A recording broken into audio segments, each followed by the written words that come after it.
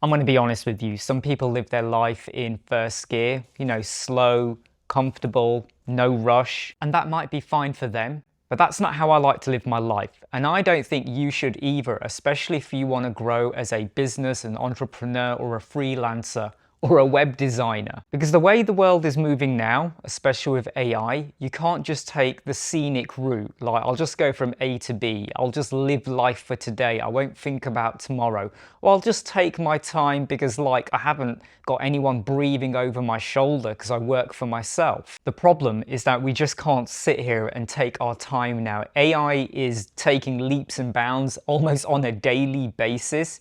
Tech changes nearly every day.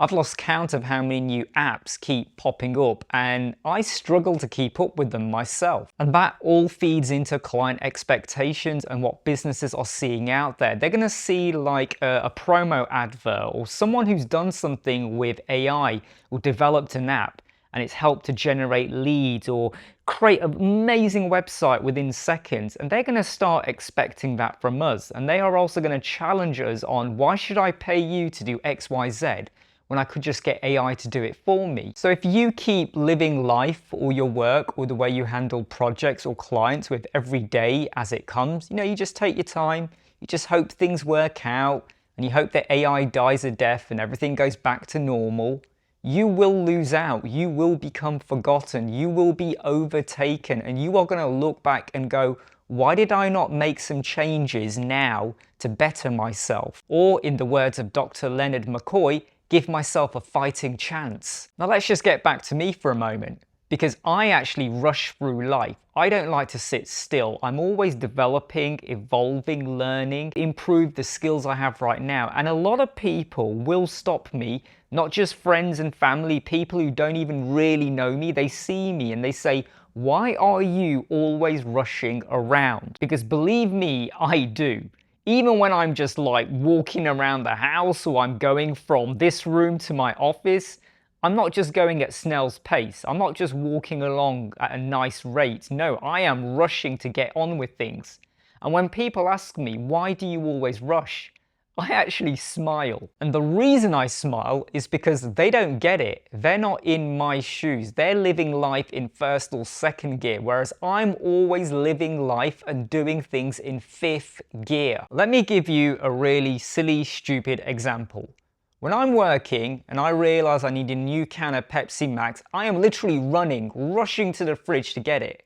It's not like the can is going to get any colder because it's already in the fridge. So I'm going to grab it, and it's not going to get any warmer if I just go from the kitchen over to my study room.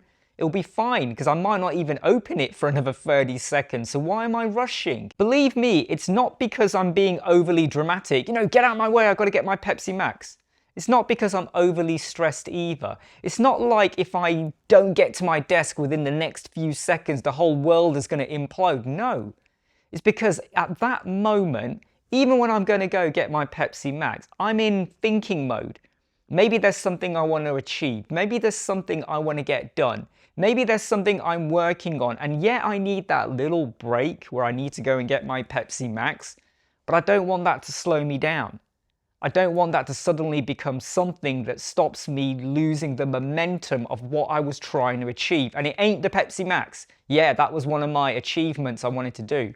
But the main achievement I wanted to do was to complete and finish off or get done or progress with something I'm working on. You might not fully understand this, but when you're working on something, you have a spark. There's something that is driving you. There's a problem you want to solve for yourself, for your client, for the world. Maybe it's a code snippet. And even though I haven't done it, or I'm struggling, or I'm getting things wrong, or it's just not working, or things don't look right on screen, when I'm going to grab my drink, or I'm grabbing some food, or I'm grabbing a pen, or whatever it is, even if I'm just taking a quick few seconds to go and feed the cats or check what the cat's done in the litter tray, when I get back to that desk, I don't want the spark to be gone. Because if I took my time, and I went and got my drink, and then I went and looked out the window, and when I picked up something off the table and had a read of a leaflet, by the time I get to my desk, that spark has been diluted. And when that is diluted, you have to get back into that momentum mode. You have to feel the flow, the mojo, the urge to get that thing done. And I do not like to be in that mode. I don't care what time of day it is. If I feel like I want to achieve something, I want to do it. And believe me, a lot of people, when they see me, they sometimes go, Imran, you're like this. You're darting around. Even when I go shopping, I've gone to the shops because I want to get 3 things. I don't want to go there to window shop. I know what I want, so I'm going to go get it, get home, and get on with other things. And the reason is all because ideas do not wait. Momentum does not always last. And if you take your time and you're still in first or second gear and you're not rushing through life, and believe me, look, I know a lot of you are not going to agree with this, okay? You're going to say, no, I don't want to rush through life. Fine, you do you, I'll do me, okay? But momentum does not last forever. Ideas do not last forever. Because if you don't do what is in your head, someone else will do it. Someone else will do it better. Someone else will beat you to it. And you might have had a different way to approach it, but they're the one that are winning. They're the one that started the YouTube channel. They're the one that made their web agency better. They're the one that got 5 or 6 big clients and they're making lots of money and relationships and partnerships with them. But you took your time. You sat back. You thought, well, hey, we'll just see how it goes. And when you fall behind, you're not falling behind other people. Well, technically you are falling behind other people, but you're actually falling behind yourself because you could have achieved more. You could have got better clients. You could have improved your web design skills. You could have learned a bit of CSS. You could have built more methodically. You could have involved web accessibility. You could have made your websites perform better. You could have helped a client get found on ChatGPT with answer engine optimization. But what you did is you took the back seat. And there will be others that do it, so you're behind them, but you're behind yourself. And if you just took those few steps to learn, engage, and better yourself, you are now helping yourself. But if you decide to stay in first gear, you may get there eventually, but you're going to be slower and you may miss the wave of the tidal wave of how people are doing things, right? You'll get there, but people have moved on. And the reason I keep saying first gear, fifth gear is because really it relates to a car, okay? You want to get across the country in whatever country you're in. If you're in fifth gear, you're going to get there quicker than first gear. And you might go, yeah, but now you're traveling too fast and you've got to watch out for careless driving. No. I'm not saying be careless. I'm not saying don't be mindful of who else is out there, when you're driving. But if you want to get from A to B and you're allowed to do fifth gear, there's nothing stopping you from doing fifth gear, then do it. Why are you on that motorway of life in first gear? You will get there eventually. But by that time, the world has probably imploded. So what was the point? By staying in fifth gear, I like to think I am always alert. I am able to adapt. I am able to move with the times. The biggest insult I get is when people go, well, it's okay for you. You grew up with technology and mobile phones. I'm 47 years old. I did not get my first mobile phone until I was 21 years old in 1999. It was a Nokia 3210. We did not have internet capabilities on the Nokia 3210. Maybe there was something when I think about it, but it was pretty rubbish. I did not get my first computer, forget laptops, my first computer until I was 22 years old. I did not start appreciating the internet until I was 18. And even then it was for very basic stuff because the internet back then, Netscape Navigator, I've not grown up with technology. I started getting into tech, smartphones eventually at the same time as everyone else. I'm not like the younger generation now. My son, my God, he's practically grown up most of his life. He's 10 years old now, but I would say 8 years of his life has been with technology. But I've adapted because I chose to go in fifth gear, fourth gear even.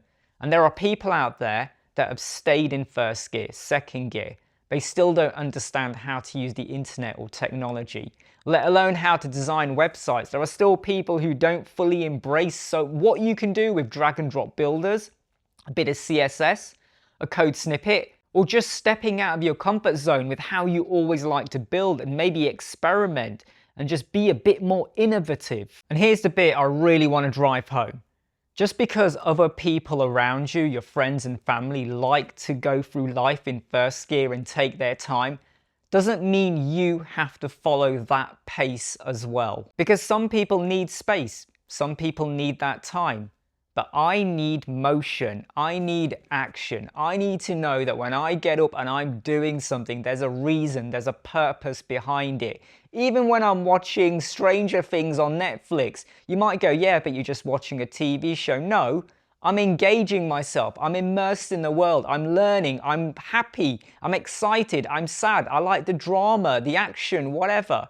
Something is happening. I'm not just sat there with the TV on, not even properly watching, but I'm just like that because I've got nothing better to do. I feel alive when I'm solving, when I'm creating, when I'm tweaking, when I know that I'm making a difference and I'm responding to the world that I want to live in. And it's the world we're in now. The world does not stop moving. I say this to my son all the time, and he totally understands when I tell him this, and that is that the world never stops moving. Even when you stand still, even if you decide you're not going to get involved, the world is always moving. And when the world is always moving, you're already 20 steps behind. So if you're like me, where you don't wait and you get on with things, don't be ashamed of it. Don't be afraid to say, I live life in fifth gear.